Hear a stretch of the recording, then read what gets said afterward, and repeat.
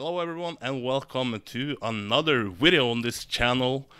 It's sort of going back to the roots of where this channel started. If you recall back when this channel actually started, it was together with Nelky, who even remembers him nowadays, and then of course Scottie aka Team Scotsman aka Paul aka the half of the duo Useless and Broken. But what we are gonna do today is simple. It's essentially why I started doing this sort of podcast things in the start. Essentially, now we have recap 2020 with the Trackmania Awards that was community-based, and then my own Trackmania or Holdal Trackmania Awards. But now it's time to preview 2021. It will not be as long as the Holdal Awards, hopefully not, but Team Scotsman is here and he talks a lot. But what we're going to do is simply predict Player of the Year, Most Improved Player of the Year, Event of the Year, Story of the Year, and then some quick fire questions in the end, essentially about... It can be everything. I don't know what Scottie has planned, but... let's welcome this guy who was the first guest actually on this channel back in 2017, I want to say. And maybe 2016, I don't recall. It's too long, but he's still here. He's still one of my best friends in this game. But more importantly, he's one of the most knowledgeable guys. Paul, how are you doing, man? I'm doing relatively fine. I mean, that's a lovely kind of introduction you gave me there. I've got many titles, it seems. I've got many roles in the game. But yeah, I like to think I'm one of the people that thinks a lot about this game. You know, I've got a lot to give in terms of playing and in terms of talking. So I tend to do more talking now than playing. But I mean, yeah, we'll see. I take some blame for that, actually. Once you start to ask you some questions, it's hard to make you stop. And now I did it, I think it was 2017, and now you have talked for your 4th year in a row. So essentially, now you are becoming this podcast guy. Maybe we should do like podcast host of the year, and I think it will be pretty unanimous with the Let's Talk Trackmania, because who even knows about Trackmania podcast anymore? Yeah. Nobody. But let's quickly go through... Well, there is another one coming. Yeah? Any leaks? Yeah, a French one's coming, so one with not that I'd be able to listen to that, obviously, but yeah. Yeah, Necro. Nothing could rival my podcast, of course. Yeah, I was too bad for that, so I had to leave to make the quality stay up. But anyway, let's get into was kicked. Let's get into what we are actually here to do, because I already feel now we are on a 2-hour podcast instead of a 50-minute episode. Let's start with Player of the Year. It's probably what people actually came here to hear. Who is going to be Player of the Year? You want to start off? Who is on your sort of tier list at the moment? Who is on your candidate list? If you start off with mentioning potential winners before you actually pick your essential winner.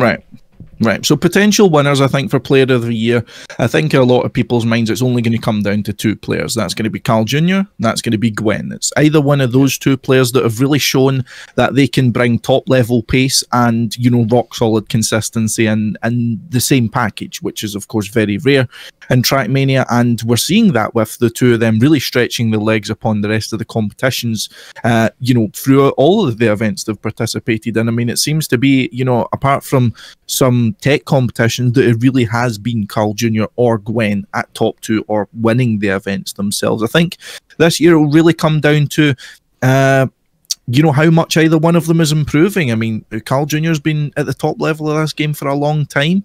Is he still improving? And if so, how much is he still improving? Gwen, we're seeing his improvement and his rise right before our eyes. I think it's fair to say we've got quite a little bit more to see from him.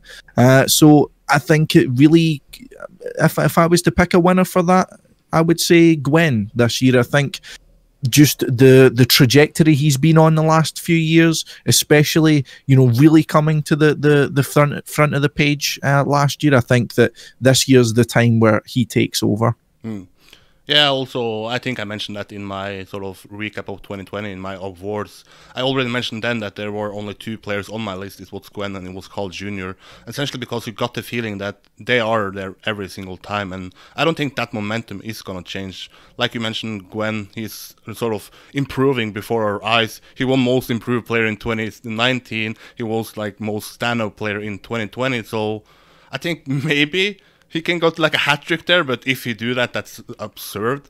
But what I will say before I essentially pick my winner here is that I think a big factor about who I'm going to pick is essentially about, is there going to be any offline events? Because I feel like if we go back to like 2019, where essentially the most prestigious events were offline, and when you look back at the results before you determine who is the actual player of the year, then we'll look at offline events before you look at online events. And then I would say that Carl Jr., he shows up at offline events. He is like taking the next step once he comes offline.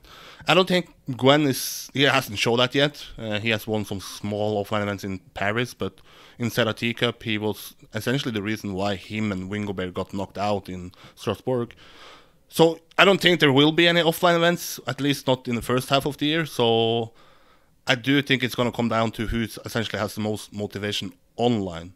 And I struggle to see Carl Jr. having more motivation than Gwen online at the moment, because what is there to do for Carl Jr. besides actually proving that he is the best player? There is not essentially much else to do. Like, I don't think he will get that motivated to get another TMGL title, but I do think people bringing up like, okay, Gwen is a new guy, Gwen won Player of the Year at the Trackmania Awards, I think that actually puts some fuel to his motivation.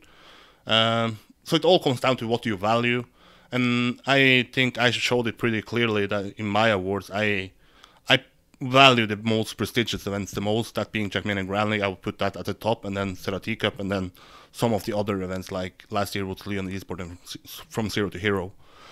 It's a coin flip, but I'm gonna be positive. I'm gonna stay with the GOAT. I'm gonna stay with Carl Jr.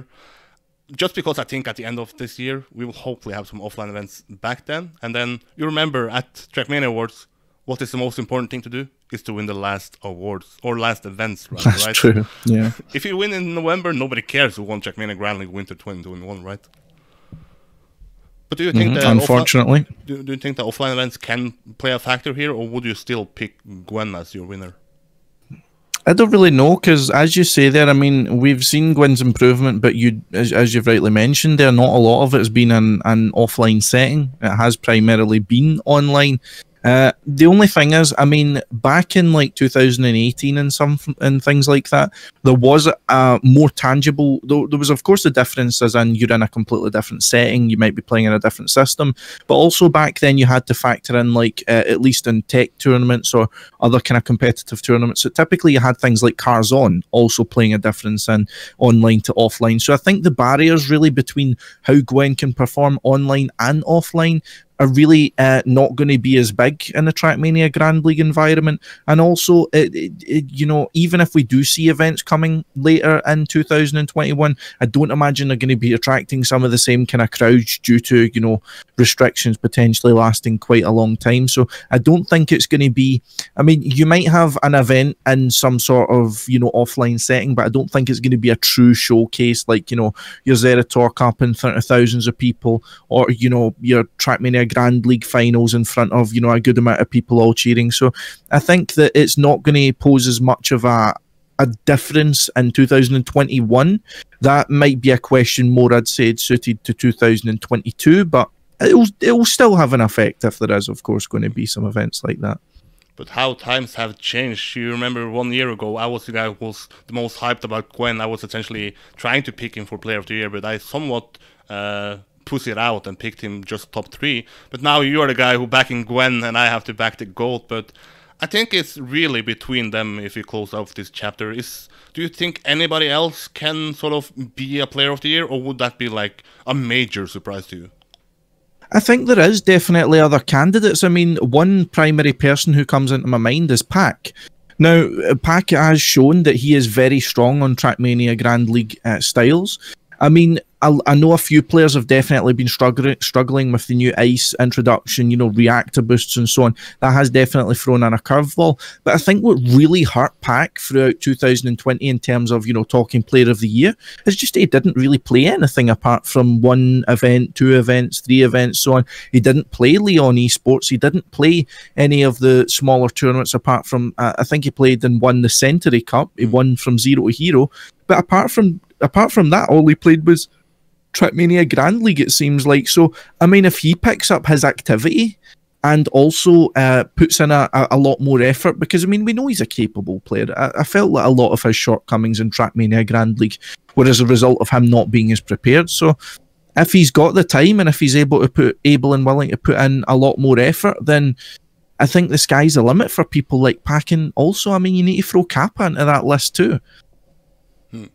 Yeah, I would also say that those are maybe my two other people on the sort of runner-up list, but I would actually say that I'm gonna be surprised if someone else than Carl Jr. and Gwen is the player of the year. And then I'm not talking about the community-based awards, because if you put like Carl Jr. and Pac with the same amount of achievements on that voting, or if you put Gwen and Kappa there would be like a heavy favorite towards Gwen and Carl Jr. simply because of the following. But we are talking about us. We are talking about the guys who actually look at the results, right? The real awards. But if you go to the next award, this is probably the award that I feel that you have a lot deeper knowledge than me. I essentially know, let's say, I know Trackmania Grand League players. I know sort of the people that is a contender for qualifying into the Trackmania Grand League. But besides that, I don't think I have a good knowledge about who is, let's say, the tier 2 in Open Grand League. So, and I think that is important to take into account when you look at most improved player of the year. So it's not like Gwen wins it for the third year in a row.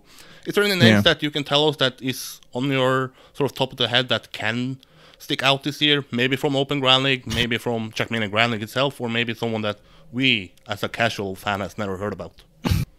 Now, there's a few players that really kind of strike my mind in this. Now, I'll run you through the names. So, first of all, Grenade being one that people will know about. Also, players like Javzo, for example, or perhaps Otak.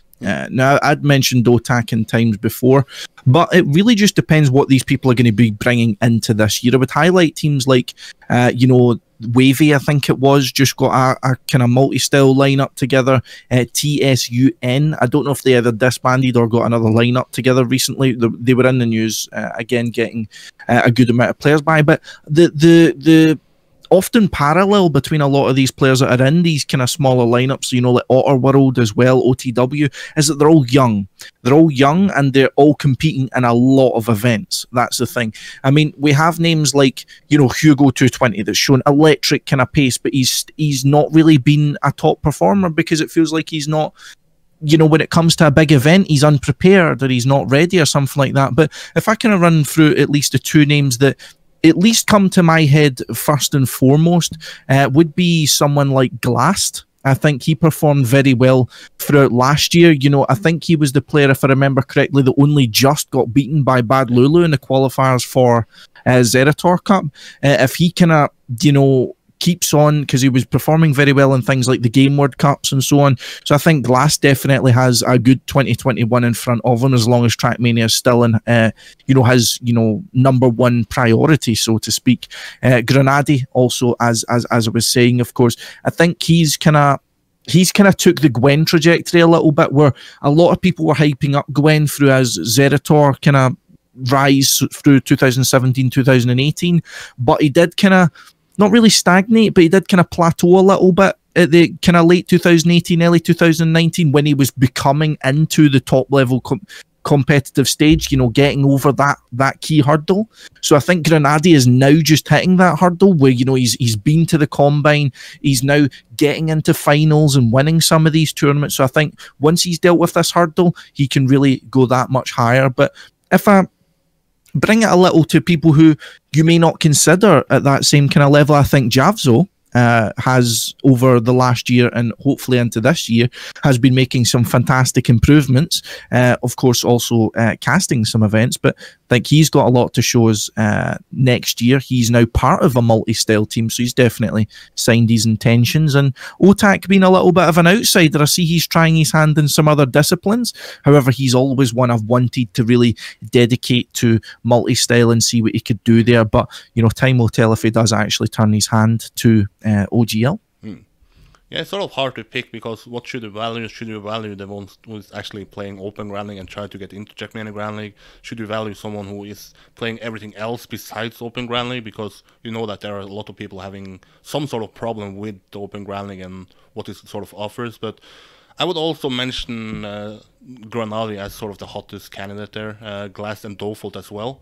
But it's hard to actually predict that one, because at the moment it feels like Grenade has a lot of heat behind him. I don't know if that's just because he's so active on Twitter that you see sort of all his improvements, while maybe Glass and Dofold are more like in the shadows, not putting that much effort into Cup of the Day, where Grenade is doing well. So it's hard to actually predict who is going to do well, but I do think that my essential pick in 2021 for most improved player of the year is someone that is going from Open Grand League into Trackmania Grand League. So then I have to look at who is the hottest candidate to actually make it into Trackmania Grand League. And is Grenade a hotter candidate than Default or Glast? I don't know. But I don't know. What do you think what do you look at once you look at the most improved player? Is it skill-wise? Because how do you look at skill-wise without looking at who has actually gone from one league to another, where it's so clear that there is a jump from Open Grand League to Trackmania Grand League? It's a little bit hard because when you do only focus on Open Grand League and Trackmania Grand League, with the kind of limitations you have, it's really difficult to see, are people actually progressing, because you don't have a comprehensive leaderboard. I mean, you have a slight kind of indication. You can see people maybe around your position, you can see the top 10 and so on, but you're not seeing people who are truly climbing the ranks. You're seeing the people at the top, you're seeing the people who have already got there, so to speak. So I think you're kind of left with looking at like knockout tournaments and things like that, seeing who's kind of having an upwards trajectory, who's making deeper runs in tournaments. But I think it will be the most important stage to see who is really contending in Open Grand League going into Trackmania Grand League, as outside, of course, of the top players who are already reaching their peak. That will show who is on the way to their peak, who is really excelling over their counterparts. And in Open Grand Leagues, your best competition to show that, because the majority of the people who would be contending for this award are also going to be contending in Open Grand League.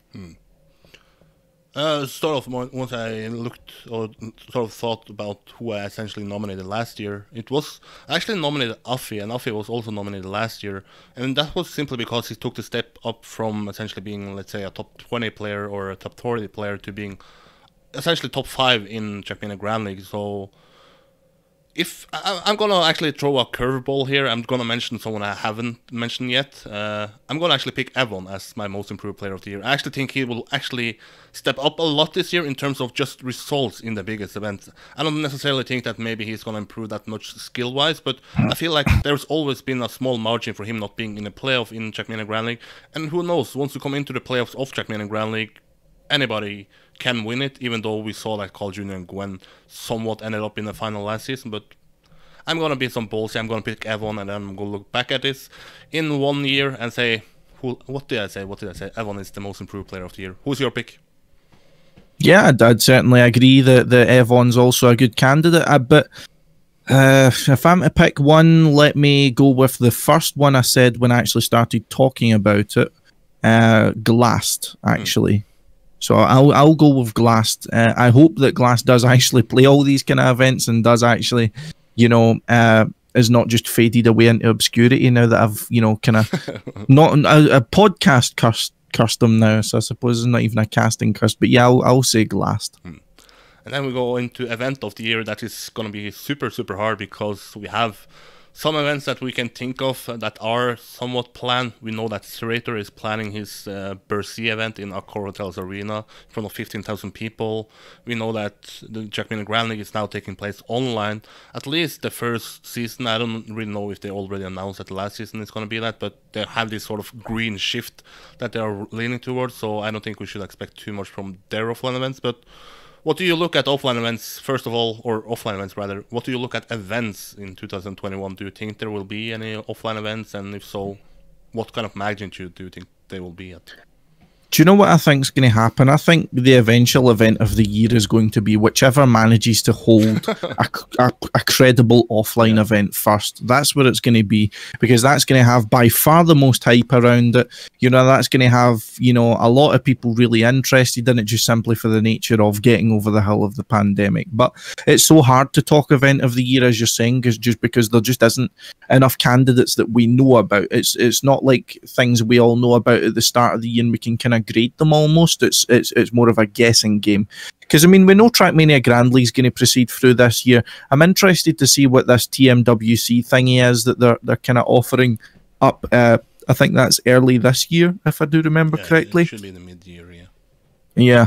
And of course, Zerator Cup. If Zerator manages to hold an edition in, in front of 15,000 people, then fantastic. I think that will be a very strong contender, but I do not see that happening. Like, especially, I mean, we are getting news that the adults will only be fully vaccinated by, autumn at the very earliest. So I can't imagine you're going to have 15,000, young adults, teenagers crammed into a building, even one as big as the Accor Hotels Arena. I just don't see it happening, to be honest. So I really have no idea. I suppose the only one I could reliably pick, knowing that there's going to be a good production value behind, solid players behind it, is going to be the Zerator Cup. I mean, unless Trackmania Grand League really pulls something out and pulls something interesting out. But I mean, I must admit, I wasn't as impressed with the playoff format last time. So, I'm not going to hold my breath for that.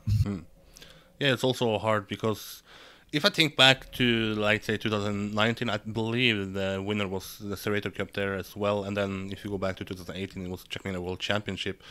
But it's so hard to determine what is a good event because you can do it by the numbers, you can do it by the impact, you can do it about how stacked was the event, like from Zero to Hero. That was probably the most stacked tech event, at least, so that's why it won the event of the year at the community-based awards. Also smooth running, but I would be positive. I'm gonna not allow my dreams to be broken. I'm gonna say that Zerator is gonna host something in Accor Hotels Arena in 2021. I don't know if it's gonna happen in May when he's planning to do it. Maybe he have to rebook it again until like the autumn, until November, until December. I'm gonna climb onto that hope, and I'm gonna say that the Zerator Trackmania Cup 2021 is gonna be the biggest event of the year because that's essentially what I look most forward to in 2021. If you take that away from me already now, then I don't know where my motivation will be for the next 12 months. So I'm gonna climb to my hope and gonna say that Zerator Cup is gonna be the biggest event of the year, the best event of the year, and probably maybe the best event of the Trackmania's history. So my pick there, and your pick as well. So we are agreeing on something. We are backing our boy, Zerator. Yeah, I suppose you could say that. Although, I mean, mine at least with the caveat of being like, wait, what other events are actually going to be happening this year? We know that one event is announced besides Trackmania Grand League. Yeah, it's going to be an interesting one to kind of fast forward to. I mean, who knows? I mean, I know they're planning some kind of inside event, some sort of multi-style and tech event with a decent prize pool, which should be interesting, but who knows? Who knows? Last topic here, we already gone over my sort of estimated time limit for this one. It's story of the year. I don't know how we can keep this short, but what is your story of the year? My nominations or just my story of the year? If you have any nominations, fire. I don't think I have too many nominations. Right. I have so story. I'm thinking two stories that are particularly going to interest me this year, and it's going to be the question of is there, and if so, when is their offline events going to return? Because offline events always were relatively rare for Trackmania. Only happened once every 4 to 6 months. So things might open up autumn, but that doesn't mean we'll see a Trackmania event straight away, of course. So that's going to be a very interesting story for me to keep track of, because I'll guarantee you there'll be a lot of organisers which will be trying to jump on that trend prematurely. They'll be trying to organise events when it's not quite ready yet. We're not quite, because that's what everyone wants. That's where the hype is. That's where the market's going to be. But secondly, I think it's going to be very interesting what's going to happen after the year cycle of Trackmania 2020 being out is going to show us. I think that's going to result in some sort of push with a lot of development being done around about this time. A lot of kind of marketing, sales of the game and so on are going to get put out, I'll guarantee you, because I mean a lot of people's subscriptions are going to be ending in, what would it be, June, July, something like that. Yep. So I guarantee you that a lot of things are going to start coming out, then a lot of updates are going to happen, and it's going to be, I'd imagine, quite a big story to see how many people were subscribing last year compared to how many people resubscribe, and if so, what editions they resubscribe, now that they have a better idea of what they're getting and what they're going to get. Yeah, two good stories there, or maybe it was three, but offline events is certainly one of the top events for me as well, or top stories for me as well, simply because that is my main motivation in Trackmania. That is essentially why I stick around there, because I feel like my biggest role and most important role in Trackmania is actually when I go to offline events. I can sit as much as I want on Twitter, but I don't think that's as important to as going to events to actually interview players, to actually interview other people, to get an insight about what they think, etc., etc. But my story of the year is going to be not the offline events, because I'm going to look outside my own circle. I'm going to look at Trackmania as a bigger picture. I think the implementation of matchmaking is going to be the story of the year, and how successful that is, because if that's actually successful, I have really, really high hopes for matchmaking. I think that that can bring back some sort of casual hype to this game, that can bring back the problems that sort of the tier 3 players and even tier 1 players feel that is missing. Like, how do you naturally progress in Trackmania? How do you feel that you naturally progress? If you add some sort of ELO ranking to it, that you actually get points from it and essentially just get stacked up with players of your own level afterwards, after a while, then that is going to work out perfectly. But I don't hope it's just going to be like random 3 players that essentially me and Carl Jr. can have the chance of ending up in the same team, because how much fun I'm going to have, how much fun is he going to have. So if that is done correct, then it's going to be a big story. If that is done horribly, that can be like a potential big story. Like, that can be like either Air France Cup or Serati Trackmania Cup. Like, either Air France, a lot of hype, but nobody really cared after all. But then, or Serrato Cup, like, people disliked it in the start, but after all, we still see how big impact that has. So matchmaking is going to be my potential story of the year, and my pick for story of the year. Interesting. Yeah, thank you.